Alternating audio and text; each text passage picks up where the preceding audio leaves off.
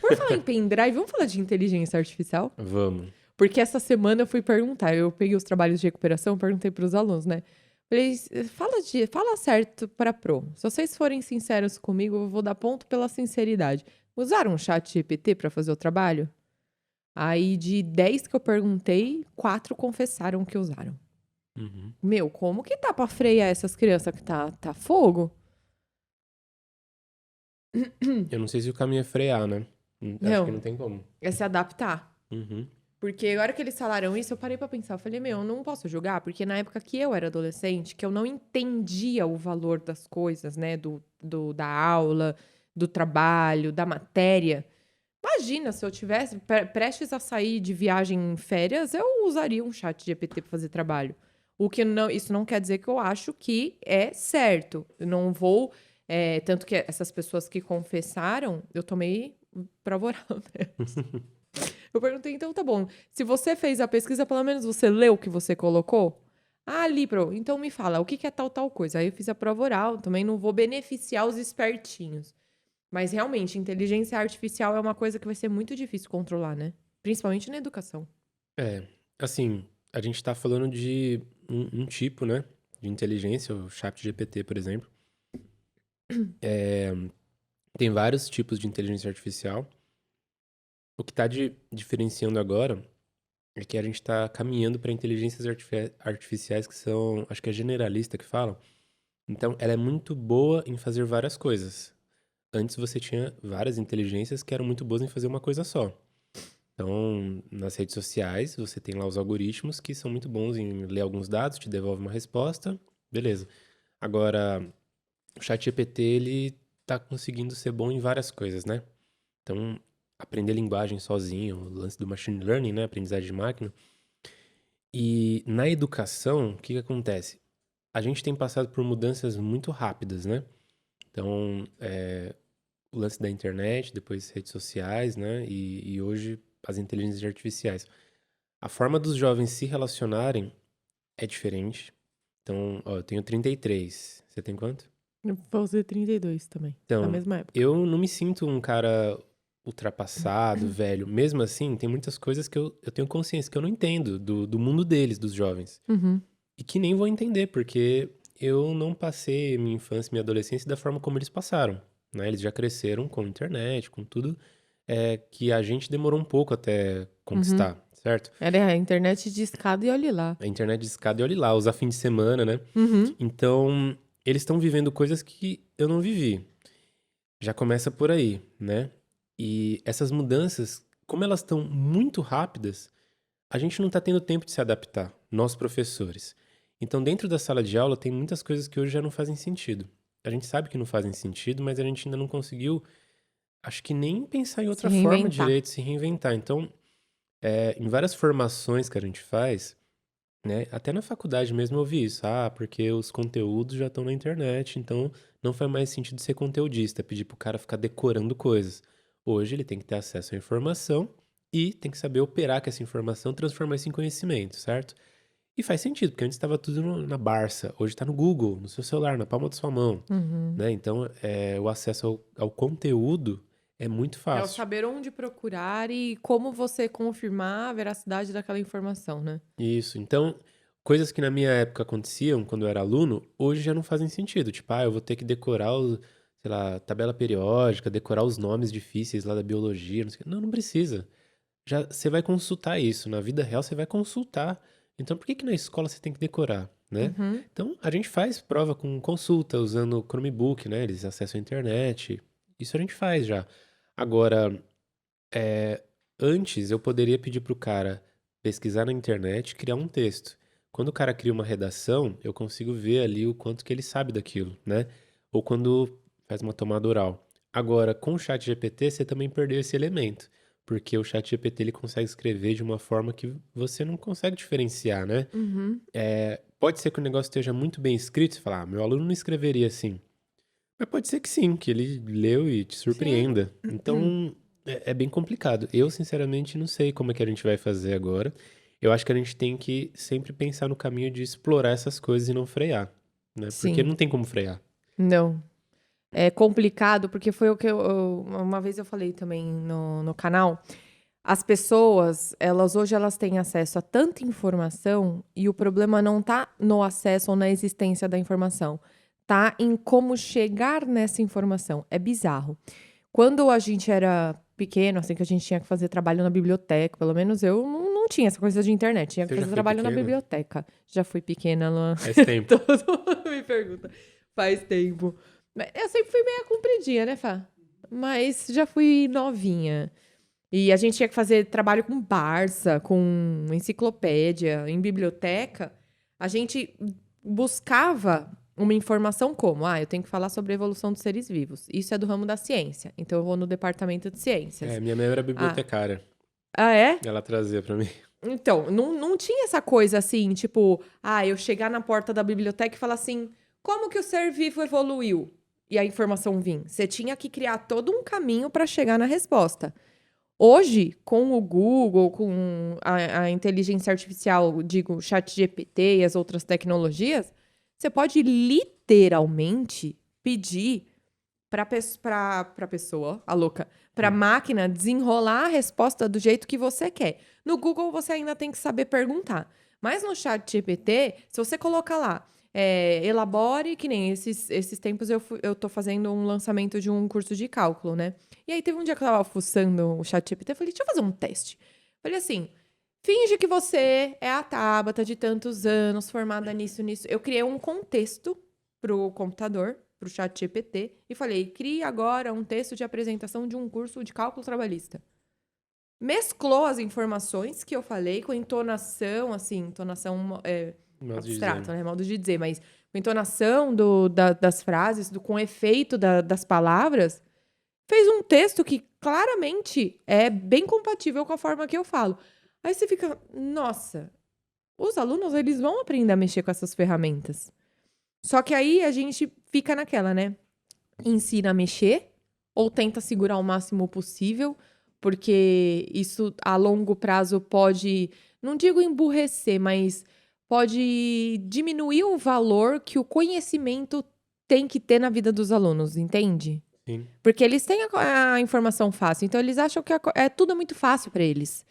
Fui dar aula de direito, tô lá falando sobre direito tributário, fui falar dos impostos. Aí o aluno levantou a mão e falou assim: Pro, então não é mais fácil não declarar? Eu comprar alguma coisa e não declarar que eu comprei para não precisar pagar? Eu falei assim: você acha que a internet, o mundo digital tá vindo só para o que vocês querem, que é jogo, inteligência artificial? Tá vindo para casar dados também. Logo, logo vocês não vão ter nem como esconder. Sim. E aí ele olhou e falou assim: mas é muito imposto. Eu falei: pois bem. Esse tipo de orientação, aí eu vou puxar a sardinha pro meu lado. Esse tipo de matéria, direito e tudo, tem que ter na escola para instruir o cidadão na vida em sociedade. Mas esse outro tipo de matéria mais técnica, que nem se falou, a tabela periódica, é uma informação fácil que ele vai ter. Só que ele não sabe usar aquilo. Para que ele quer saber? Para que ele precisa aprender a tabela periódica? Sim. Esse lance do que a gente faz na escola, né? Cara, a vida do professor é uma eterna reflexão, né? Nunca tem uma resposta certa, a gente sempre tem que estar se movimentando nesse sentido. Tem muitas coisas que eles perguntam, pra que eu vou usar isso? Pra que eu preciso aprender isso? O legal é que tem muita coisa que é inútil, né? A inutilidade quer dizer que o negócio tem valor em si. Então, o conhecimento é legal, não porque você vai usar, porque é interessante. Ponto. Agora, tem coisas que você vai usar indiretamente. Então, quando o cara, nunca usei Pitágoras na vida. Tá, mas talvez a forma como o seu cérebro se esforçou para fazer um Pitágoras crie caminhos neurais que vão te ajudar a resolver outras coisas na vida. Mas ninguém enxerga isso, né? E aí, quando a gente fala do conhecimento, como ele é tratado na escola, eu acho que é muito utilitário. Eu preciso aprender isso para aplicar em tal coisa. Uhum. E como a gente pode aprender várias coisas que são mais aplicáveis no YouTube, talvez a escola perca seu valor, seu sentido, assim, né? Então, É o grande monstro da educação midiática, que tem tanta família adotando homeschooling por isso. então, cara, eu tenho um grande pé atrás, não é porque eu sou professor, mas é porque, Sim, assim, o eu... convívio é É importante. isso, a escola é o lugar da socialização, né? Então, Uhum. É inimaginável pensar assim, as inteligências artificiais vão ensinar pessoas. Cara, tem um grau de afetividade ali que nenhuma máquina vai ter. Tem um olhar que eu tenho para um aluno que nenhuma máquina vai ter. Então, Sim. é muito diferente, né? E aí, o que que é assustador? A gente está vivendo num mundo que é regido por dados, como você falou. Inclusive, um dos melhores livros que eu já li, se não o melhor, O Homo Deus, é o mesmo escritor do Sapiens, sabe? Uma breve Sei, história da sei, humanidade. sei. Ele escreveu um livro que é a sequência, né, que chama Homo Deus. E ele fala justamente sobre isso. Olha, o futuro da sociedade, ele até fala, acho que o nome é dataísmo, não sei, que o futuro da sociedade vai ser o quê? Vão ser algoritmos que vão ler a grande quantidade de dados que a gente produz e a partir disso a gente vai tirar certas conclusões, tomar certas ações. É uma coisa bem Black Mirror, assim, né? Então, Sim. é, você pode casar os dados genéticos de uma população e falar, esse aqui é bom para trabalhar nisso, esse aqui não é, Uhum. né? Sei lá, tem É, muita coisa que pode acontecer e dentro desse contexto, as inteligências artificiais, elas vêm para fazer coisas que a gente não faz e elas fazem muito melhor. Então, acho que isso que assusta, né? sabe, Lu, esse é o grande argumento das consultorias que eu dou no ramo de escola, em relação a internalizar o uso das redes sociais, dos aplicativos, da tecnologia. Claro, de uma forma controlada, eu nunca falei em impus nada, mas eu valorizo muito o convívio é, físico mesmo, presencial, é que nem você está falando, do afetivo, tanto que eu tenho uma teoria, mas aí é Tabata, que o modelo ideal de escola é um modelo híbrido, em que o aprendizado ele pode ter um alcance digital ali de acordo com a didática que é melhor para o aluno, mas há algumas matérias o ato de estudar e se dedicar a isso tenha que ser fisicamente numa escola, com pessoas capacitadas, com psicólogos, psicopedagogas e tudo mais. Mas enfim, isso daí fica à parte. Isso daí nas consultorias eu explico porque entra até no que a gente estava falando sobre se entregar à inteligência artificial. Quando uma nova realidade vem, é normal o mundo ao redor ter uma certa resistência. Deixa eu tirar essa bandeja daqui, porque tem um espelho que tá me cegando. Pronto. É normal que o mundo ele tenha uma certa resistência a essas mudanças, principalmente porque a nossa estrutura de educação é uma estrutura industrial.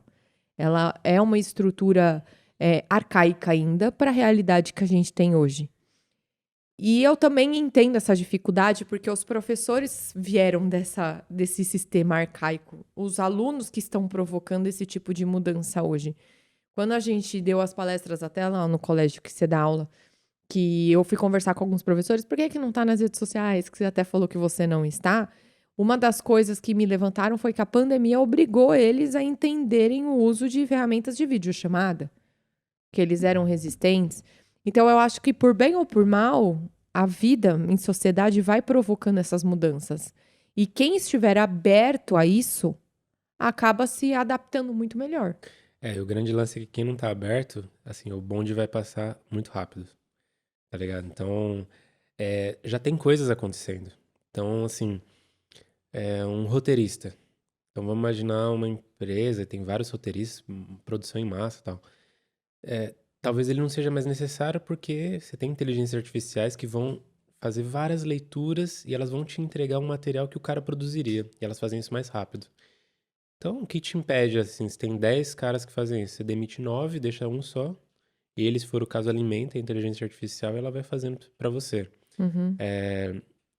Aquele vídeo que eu te mandei, que tem o Castanhari lá acho que é no Podpah, ele fala, né, que ele foi ver uma dublagem pra um vídeo dele e era R$ 100.000, né? E ele falou assim, mas tem como eu fazer isso de graça com uma inteligência artificial. Ele falou, eu adoro dublagem, eu tenho amigos dubladores, mas assim, vocês vão perder o emprego de vocês. Não tem jeito. Ele falou, porque eu gostaria muito de incentivar vocês. Agora, entre pagar R$ 100.000 e não pagar nada, não é uma Uhum. questão de querer, é uma questão de sobrevivência, entendeu? E o segredo não é a pessoa falar, então tá bom, então eu vou descer o valor do meu serviço. Não, agregue valor ao seu serviço, entregue algo que a inteligência artificial ainda não É. faça. Eu tava falando sobre isso em sala, né? Que eu dou aula de projeto de vida. Aí uma das alunas, eu quero fazer direito. Então eu tô isenta, porque a inteligência artificial não vai interferir e tal. Eu falei assim, mas teve um caso Quem lá. foi que falou isso? Aquelas... Me fala, quem foi minha aluna? Eu vou puxar a orelha. Ela sabe que não. A gente falou de inteligência artificial na elaboração de petições, inclusive. Então, e serve pra tudo, né? E assim, o dilema das redes mostra também o lance, né? Como que é o nome dele? Tristan Harris, lá do documentário Dilema das Redes, ele tem uma palestra muito legal também que ele fala sobre, assim, a gente não sabe o que está acontecendo, gente. A gente está sem controle. O que está acontecendo está fora de controle. E está aumentando, está avançando exponencialmente. Uhum. Então, assim, a ideia, né, inicial, que é facilitar a nossa vida, pode ser que a gente tenha criado um monstro ali, né? Quer dizer, já criou, ele já Perdeu o existe. controle. Perdeu o controle, é. Tá num ponto que, assim, a gente já não sabe mais como talvez voltar, né? O ponto de não retorno, talvez seja isso. E dentro da educação, a única coisa que me assusta é isso, essa ideia de que talvez seja mais produtivo, já que você falou o termo industrial, né? Seja mais produtivo não ter tantos professores. Vamos delegar isso a inteligências artificiais. Eles têm internet, eles têm acesso a conteúdo. O professor fica ali talvez como mediador, não sei. Então, mas aí entra aquela coisa, o aluno ele não tem responsabilidade, ele não sabe procurar aquilo que ele precisa. Eu acredito no, quando eu falo sistema híbrido, é pelo contrário, é pela multiplicação de professores. Pensa assim, Lu, o aluno, ele, é que eu não posso entregar 100% porque isso daí faz parte de um know-how que eu estou negociando, mas o aluno, ele vai para a escola, ele vai ter as matérias, tipo, educação física, música, tem algumas matérias, primeiros socorros, que eles precisam interagir entre eles. E outras matérias, ele vai poder assistir num tablet a aula daquele professor, porque a gente tem 3 tipos de aprendizado: visual, auditivo e o sinestésico. Vai de acordo com o professor, com a didática que ele melhor se encaixa. Porque é isso que traz tantas famílias a educar em casa, a fazer o homeschooling. Porque na escola, é muito difícil uma escola que olha o aluno como um aluno, uma pessoa, não como um número. É que a gente está numa escola que é uma exceção. Eu vivi como aluna lá, eu posso dizer que é uma exceção, já estudei em outras escolas. Mas a grande maioria, principalmente do sistema público, é chegar lá, dar matéria e foda-se. Se o aluno está interessado, se ele não está. Por que ele está interessado? Porque ele não está. Se ele vai usar aquilo para a vida dele ou não. Qual é as analogias para aplicação disso na vida? Você é o tipo de professor que eu gosto muito, que faz analogia. Eu também, eu amo, eu sou a louca da analogia, que a gente até brinca. Faço analogia para tudo. Porque é uma forma de você aumentar o alcance ali da percepção do aluno. O aluno, ele não tem responsabilidade para saber aquilo que ele precisa aprender ou não. Claro, isso tem que vir da família também, tem que vir. Questões de valores e disciplina tem que vir da família também. Mas os professores, eles são peça-chave. Eu não vejo a inteligência artificial substituindo o professor. Eu quero acreditar que não. Eu não vejo, eu não vejo. Eu vejo ela sendo usada como uma ferramenta para você aumentar o alcance do professor, Sim. de acordo com a Eu didática. acho que a gente pode usar. A gente pode usar qualquer coisa. É que assim, é o lance da ferramenta, né? O martelo tá ali, eu posso pegar um prego, posso bater na cabeça de alguém, né? Vai de como você usa a ferramenta. Se a gente souber explorar, né? Eu acho isso Pegar ótimo. uma chave, eu não sei nem se é a chave certa, mas eu vou tentar fazer uma analogia. Pegar a chave é a de fenda que coloca parafuso, não é? É de fenda? A Philips. E eu aqui, ó, É, concordando. então, ou você pega a ferramenta manual e gira, ou você pega uma parafusadeira e parafusa. Uhum. Hoje em dia, eu acho que a inteligência artificial entra para ser a parafusadeira. Ela automatiza, encurta seu tempo para algumas coisas e ela é mais assertiva. Sim, eu acho que em alguns casos, sim. Só que é Agora, difícil, eu qual, entendo que qual que é o sim. lance? Ó, você falou de algo híbrido, né? A princípio eu não concordo, sabe por quê? Eu fico Hum. pensando. é, Quando eu fiz minha pesquisa, né, na pós, foi justamente sobre a autonomia discente e a relação dela com o Ah, é? aprendizado. E o que que eu fui vendo, né? Tudo começou com justamente não acreditar nos modelos mais tradicionais de ensino. Eu Uhum. pensava, cara, a gente precisa investir em modelos alternativos, em modelos de educação que não são aqueles pelos quais eu passei.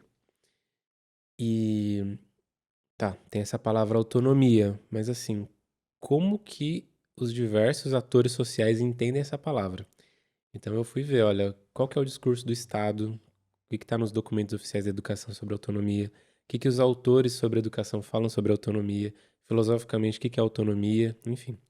Uma das coisas que eu percebi, autonomia não é simplesmente você pegar a criança, jogar no meio do mato e falar, se vira. Isso não é autonomia, Uhum. né? A autonomia, como você até falou, olha, eles não têm responsabilidade.